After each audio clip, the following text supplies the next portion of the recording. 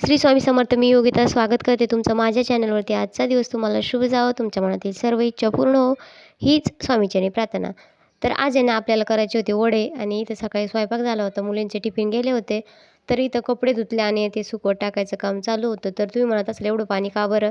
तर आमच्याकडे ना पाणी एक तर कधी-कधी खूपच येतं, नाहीतर येतच नाही. आता उन्हाळ्याचे दिवस आहे, पाणी भरपूर लागतं.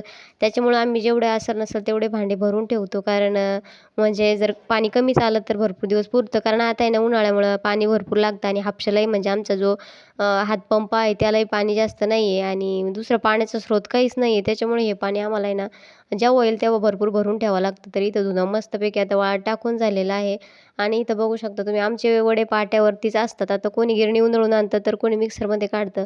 पण आमच्या सासूबाईंना पाट्यावरतीच आवडतं. मला तर शेंगदाणे पाट्यावर वाटायला कंटाळा येतो. त्यामुळे मी एवढी डाळ तर कधी वाटूच शकत नाही. आणि मी खरंच म्हणजे मला पाट्यावरती वाटायला नाही जमत एवढं आणि एवढी डाळ वडे करायची म्हटल्यावर तर ते शक्यच होणार नाही.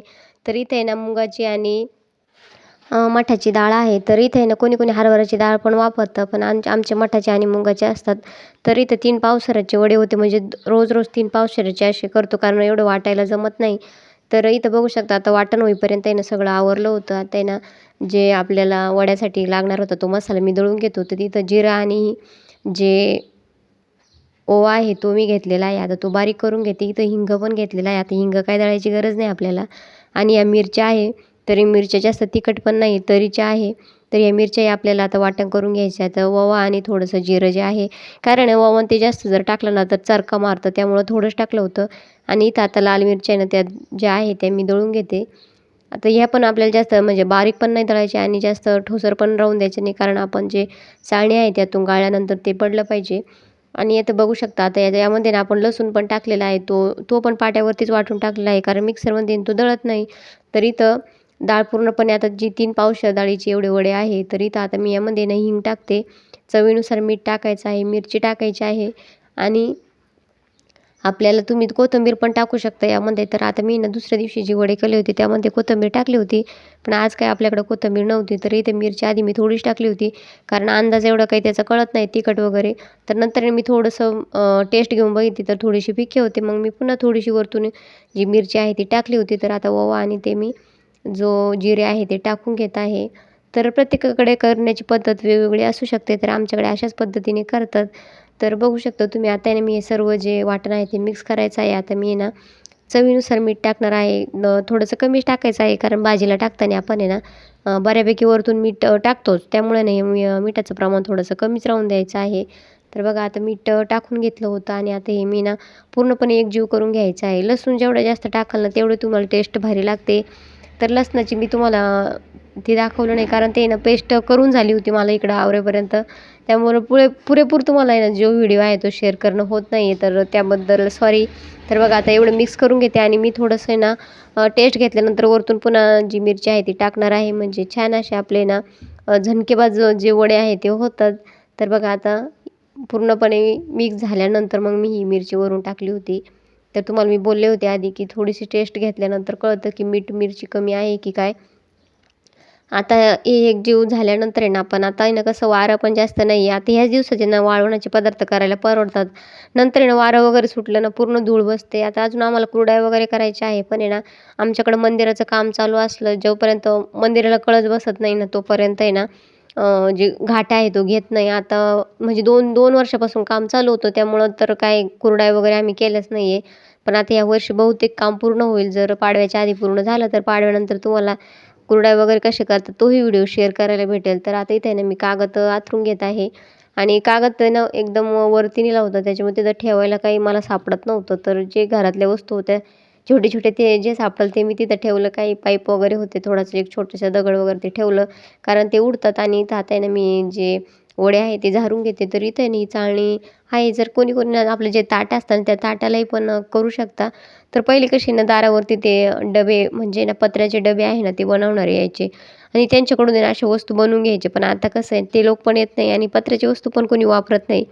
आता सगळं डिजिटल इंडिया झालं आहे, त्याच्यामुळं प्रत्येक गोष्ट म्हणजे एक सिबडकर एक दरवर्षी बदलायला लागली. त्यामुळं पत्र्याला कोण विचारणार नाही. तर खरंच आहे ना पहिल्या पेट्या, डबे आणि अजूनही ह्या ज्या वस्तू आहे ना ते त्यांच्याकडून ज्या चाळण्या वगैरे आहे त्या बनवून घेतल्या जायच्या.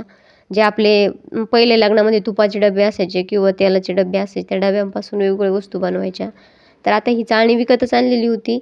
तर ह्या चाळणीवरती बघा आता छान असे वडे झारून घेत आहे. आता या कागदावरती ना शहराच्या आसपास वडे मावतात. तर आपले 3 पावशेरचेच होते. पण मला अंदाज नसल्यामुळे मी थोडेसे पातळ टाकले होते. त्याच्यामुळे मला अजून थोडासा कागद लागला होता. पण नंतर जे वडे केले ना त्याला काही एवढा कागद लागला नाही. तर बघा छान असे आणि ऊन खूप पडलं होतं. पाय पण खाली भाजत होते. पण मग आता चप्पल घालून करणं शक्य नव्हतं. तर बघा आता पूर्णपणे आता मी वडे झारून घेते.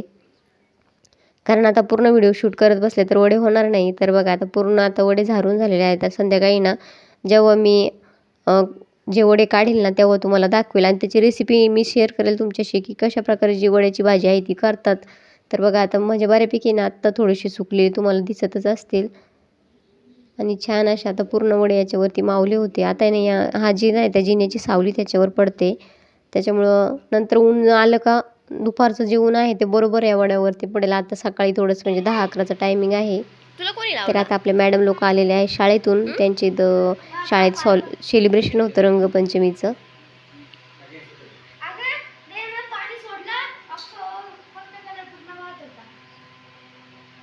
राधिका ते ओळखूच नाही येऊ राहिले.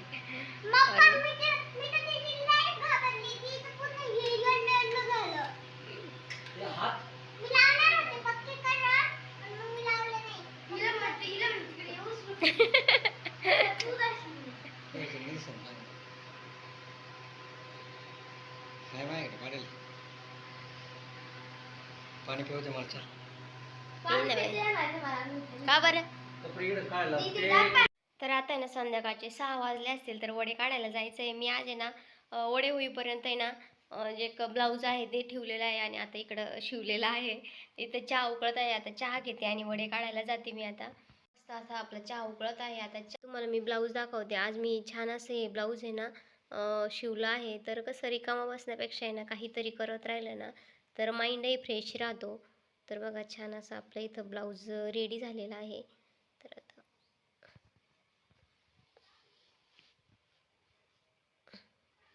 हे बघा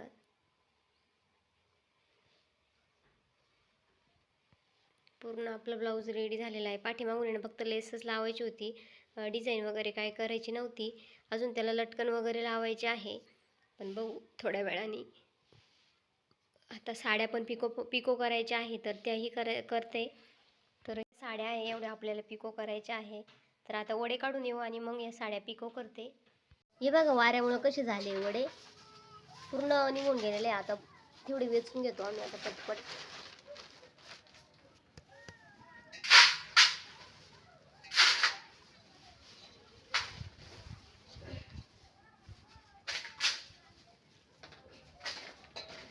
असे छान प्रकारे असे झालेले आहेत.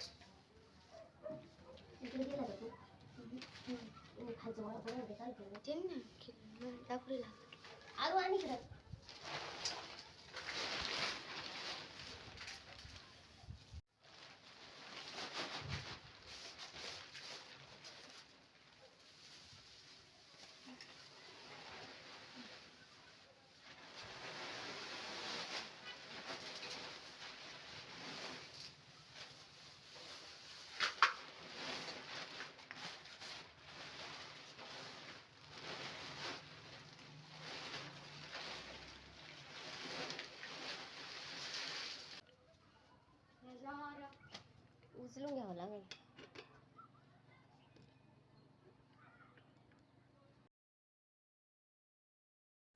तर बघा छान असे आपले वडे सुकलेले आहे आणि आता प्रत्येकाकडे वाळवणाची कामं चालू आहे.